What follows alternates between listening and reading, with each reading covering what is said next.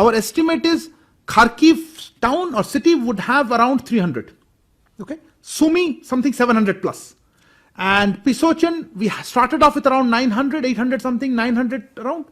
5 busloads have left. More buses are expected. I will share with you update once we have a better fix on how many are left.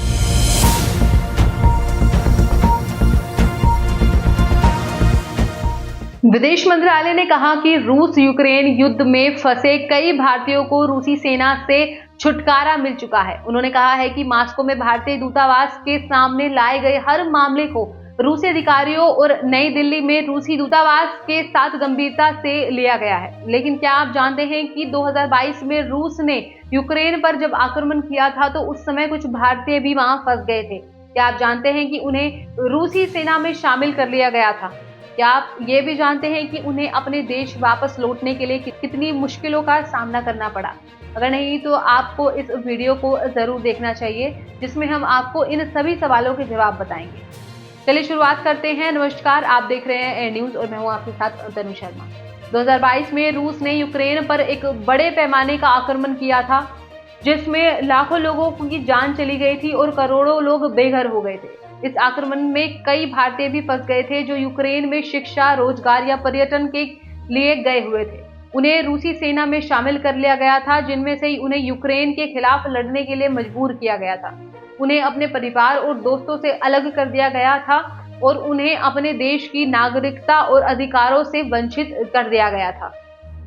रूस Ukraine युद्ध में फंसे भारतीयों का मामला एक गंभीर और दुखद मामला है, जिसमें भारत की विदेश नीति, राष्ट्रीय सुरक्षा और मानवाधिकार के पहलू भी शामिल हैं। जैसे विदेश मंत्रालय ने कहा कि वह रूसी सेना से भारतीयों को जल्द से जल्द छुटकारा दिलाने के लिए सक्रिय रूप से प्रयास कर रहा है, और विदेश मंत्रालय ने यह भी कहा कि वह रूस के साथ भारतीयों के लिए एक सुरक्षित और सम्मानजनक वापसी की व्यवस्था करने के लिए बातचीत जारी रखेगा, जो यूक्रेन के साथ भारत की एकजुटता और समर्थन की पुष्टि करता है। आपको बता दें कि रूस यूक्रेन युद्ध में फंसे भारतीयों की संख्या का अंदाजा लगाना मुश्किल है, क्योंकि रूस ने उनके बारे में कोई आधिकारिक आंकड़े नहीं जारी किए हैं। हालांकि कुछ मीडिया रिपोर्ट्स के अनुसार उनमें से कुछ भारतीय रूसी नागरिकता लेने के लिए मजबूर किए गए थे, जबकि कुछ अपनी भारतीय नागरिकता को बचाने के लिए संघर्ष कर रहे हैं।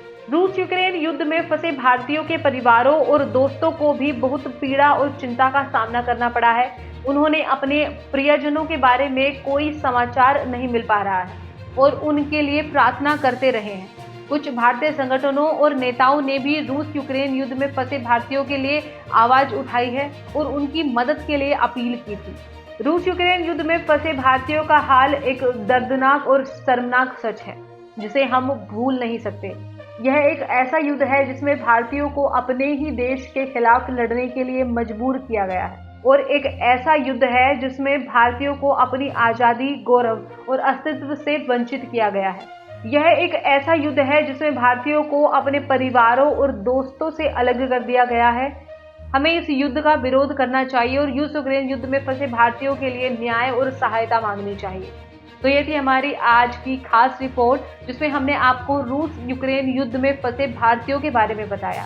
हमें उम्मीद है कि आपको यह वीडियो पसंद आया होगा। इससे जुड़ी तमाम जानकारी के लिए आप हमें कमेंट में लिख सकते हैं। इसके साथ साथ देश और दुनिया की तमाम खबरों के लिए आप देखते रहिए एयर न्यूज। नमस्कार।